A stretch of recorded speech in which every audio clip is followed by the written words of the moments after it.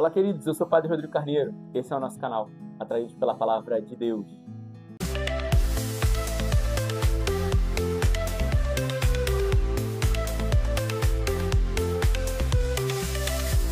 Então sejam muito bem-vindos a mais um dia da nossa partilha da Palavra de Deus. Hoje, de maneira especial, é um dia muito importante para mim, porque é um dia que eu gosto muito, porque nós vamos falar sobre Rita Sois dos Impossíveis, da minha grande amiga, Santa Rita de Cássia, amiga desde antes do seminário. A gente cresceu tanto na amizade quando eu trabalhei, né? Pude ter a oportunidade de, durante um bom tempo da minha vida, durante os primeiros passos da formação do meu ministério, estar sobre o patrocínio, sobre a intercessão dela, né? Na paróquia Santa Rita de Cássia. E, então, hoje é dia dela. Bendito seja Deus por esse grande dom para a igreja, que é a vida e o testemunho dessa mulher.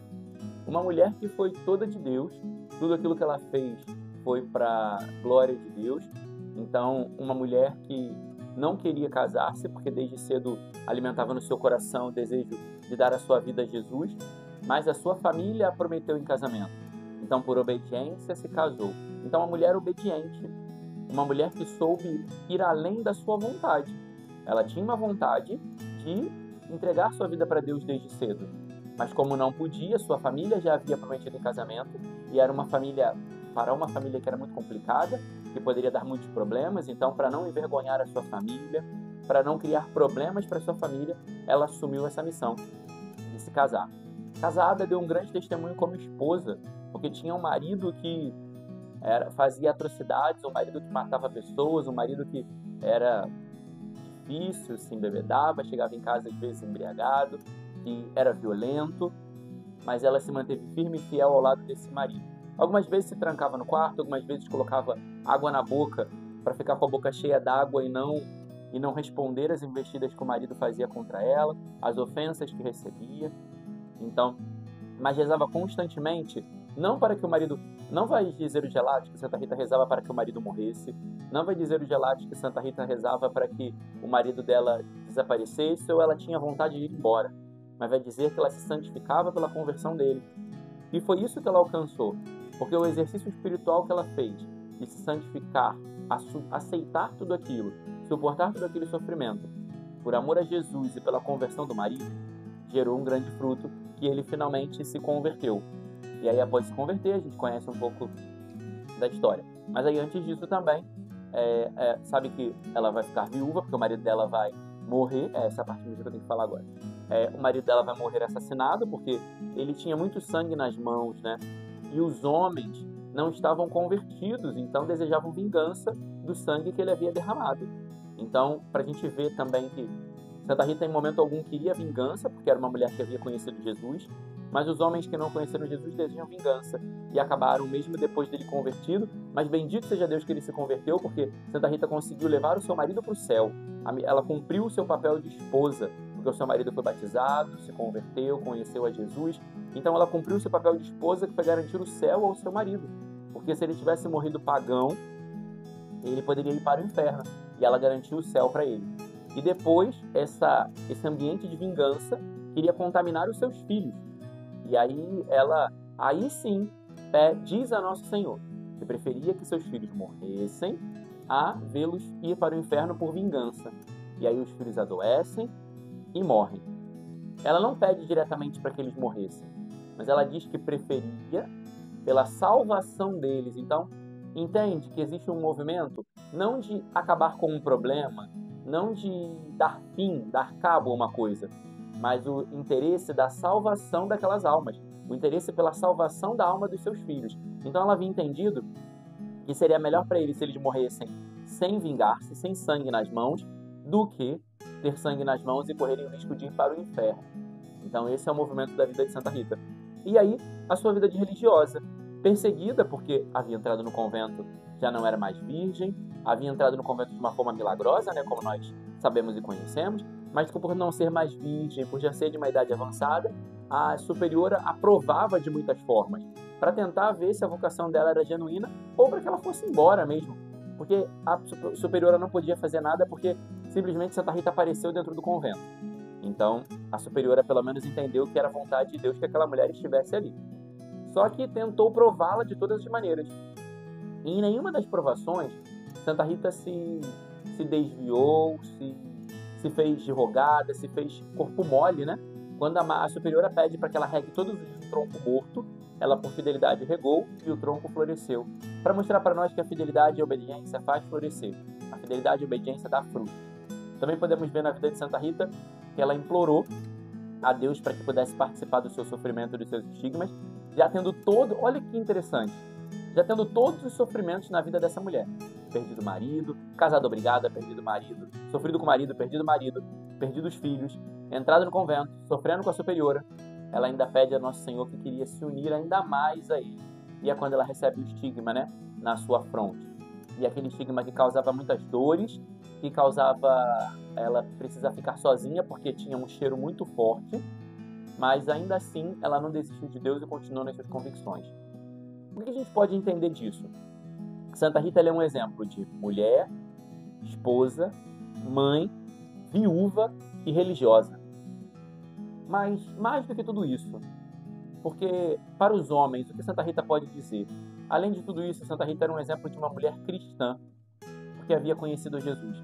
Ela só foi uma boa mulher, uma boa mãe, uma boa viúva, uma boa esposa, uma boa religiosa, porque ela era uma boa cristã em primeiro lugar. Porque em primeiro lugar ela queria ser como Jesus, em primeiro lugar ela havia conhecido esse Jesus. Então ela havia experimentado do amor. Eu anotei aqui uma coisa que algumas pessoas podem até me crucificar por isso, mas eu acho que aquilo que a gente fala tanto hoje de Santa Teresinha, né? Minha vocação é o amor. Santa Rita viveu. Santa Teresinha escreveu e também viveu, obviamente. Mas anos antes, Santa Rita já tinha vivido isso. E é a grande virtude de todos os santos, né? Entender que a sua vocação é o amor. Então, brincadeiras à parte, porque eu amo as duas, são minhas duas grandes amigas, tanto que aqui na minha mesinha aqui tem uma de cada lado, ó. Santa Rita desse lado e Santa Teresinha com a sua relíquia do outro. Então, assim, são minhas amigas e eu acredito que também no céu elas estão como amigas lá e agora estão rindo, falando esse padre doido. Esse padre doido. Mas, tudo bem. Mas aquilo que Santa Teresinha revelou ao mundo com as suas palavras de que minha vocação é o amor, no coração da igreja eu quero ser o amor, na igreja eu quero ser tudo. Santa Rita também viveu, porque ela foi tudo que podia ser vivido por uma mulher. Ela foi mulher, né? Viveu a sua juventude, ela foi casada, ela foi viúva, ela foi mãe e ela foi religiosa. Todas as opções que existem para uma mulher viver em sua vida, ela viveu. Então ela entendeu que a vocação dela era um amor. E tudo ela fez com amor porque amava Jesus e fez como uma boa cristã. Eu lembro disso porque uma vez, sempre os vocacionados que eu acompanho, quando eles começam naquela inquietação de o que fazer, como que eu vou ser um bom seminarista, como que eu vou ser uma boa religiosa, eu sempre digo, em primeiro lugar, seja um bom cristão. Porque se a gente aprende a ser um bom cristão, independente da nossa vocação, a gente vai fazer bem. E foi isso que Santa Rita entendeu. Ela aprendeu que devia ser uma boa cristã e viveu bem aquilo que Deus escolheu para a vida dela a cada momento. Quando nós vamos olhar também para a primeira leitura de hoje, nós vemos que é interessante que, como havíamos dito esses dias, né, os Pedro, Barnabé e Paulo e os discípulos estão nesse concílio de Jerusalém, vamos dizer assim. E ali eles vão falar nesse concílio, em primeiro lugar vão recorrer às experiências que eles tiveram com o Espírito Santo.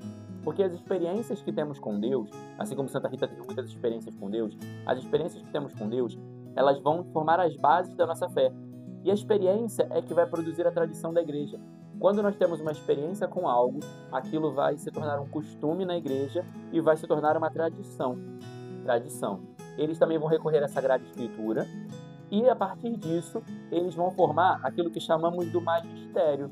Então, ou seja, aqui a gente está vendo, nesse texto da primeira leitura, os 3 pilares da igreja. Tradição, porque eles estão falando coisas baseadas numa experiência e que está se tornando costume. Sagrada Escritura, porque São Tiago vai dizer, né, sobre a Sagrada Escritura, que fala desde os profetas. E eles vão formar o magistério, que é dar a resposta ao povo daquilo que precisa naquele tempo para que possam viver.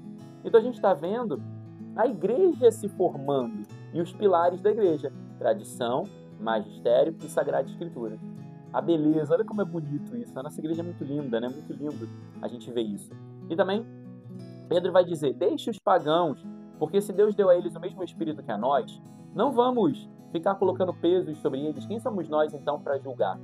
Para quem pôr fardos, e aí Santiago vai dizer isso também, para que pôr fardos sobre os ombros deles? Muitas vezes nós somos muito burocráticos com coisas pequenas.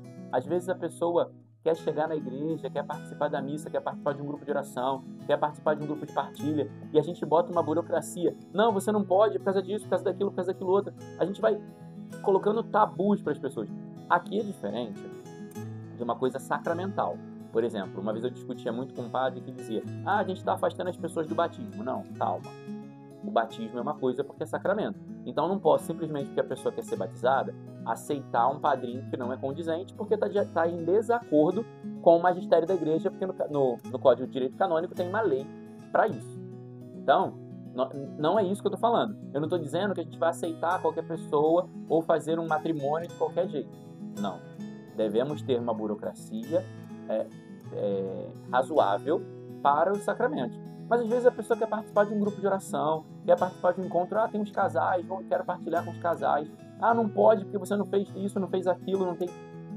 Queridos, nós precisamos desburocratizar as coisas para acolher as pessoas, né? Precisamos criar maneiras de acolher mais as pessoas, para que elas possam ter acesso e fazer aí sim a sua experiência com Deus e poder caminhar.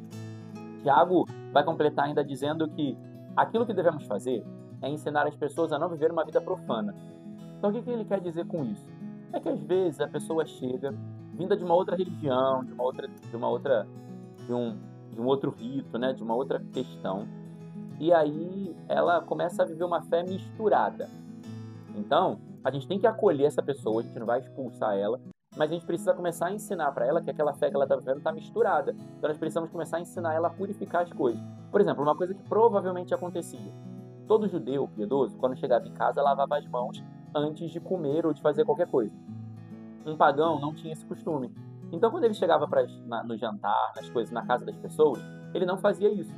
Aí, o que nós vamos fazer? Vamos arrasar com a pessoa, expulsar ele porque ele não lavou as mãos? Não. A gente vai chegar com caridade e dizer: irmão, olha só, aqui a gente tem o costume de sempre lavar as mãos. Então, você pode ir lá lavar sua mão. Entende? Olha a diferença, você acolhe a pessoa e vai ensinando ela o processo, ensinando ela a viver, ensinando ela a caminhar. Porque às vezes a gente vai burocratizando, ou vai criando tabus e vai excluindo as pessoas, que a gente impede que as pessoas se aproximem e façam uma experiência. E não é esse o objetivo daquilo que Deus tem para cada um de nós, é nem o objetivo do Evangelho. Falando em Evangelho, o Evangelho de hoje vai dizer do permanecer no amor, né? Vai continuar essa catequese de Jesus sobre permanecer no amor, que é o lugar onde todos nós devemos estar. E aí eu lembrei de São João Paulo II que o amor me ensinou tudo, o amor tudo cura, e o amor é um sacrifício. Amor é dor, é perder, mas nos faz mais fortes. Toda vez que eu me deixo levar por uma experiência de amor, eu fico mais forte. O permanecer no amor, eu lembrava da experiência de uma mãe, a mamãe passarinho. A mamãe passarinho, ela traz a comida pro filhotinho, coloca lá na boquinha dele, e quando ela vê que ele já está crescendo e está pronto, ela empurra ele do ninho, para ele aprender a voar. Isso pode parecer mal. Não, mas ela está ensinando a ele que aquele lugar não pertence a ele, que ele não pode ficar para sempre naquele lugar. E se ele ficar só ali e não aprende a voar, os predadores vão chegar e vão devorá-lo. Então aquilo que parece mal, assim como uma dor, um sofrimento, é algo que pode te fazer crescer, porque parado na dor, o predador, o demônio, o inimigo de Deus vai te roubar e vai te levar para longe. Então nós precisamos, em meio à dor, aprender a voar com Deus, a alçar voos, a ir para a presença de Deus. Isso também é permanecer no amor. É quando eu, diante de uma dor, de um sofrimento, de uma luta, eu não fico parado, porque ali parado o predador vai me devorar, mas eu vou, eu continuo a voar, eu continuo a me lançar nos desafios, eu continuo a caminhar, eu continuo a tentar, eu continuo a me esforçar, eu não deixo de rezar, eu não deixo de buscar a Deus. Isso que nós devemos fazer. Isso é permanecer no amor, e é isso que somos chamados. Então que a gente possa viver, queridos, essa graça, permanecer no amor, se lançando, não parados, mas se lançando em tudo aquilo que Deus tem para nós. Louvado seja nosso Senhor Jesus Cristo, para sempre seja louvado.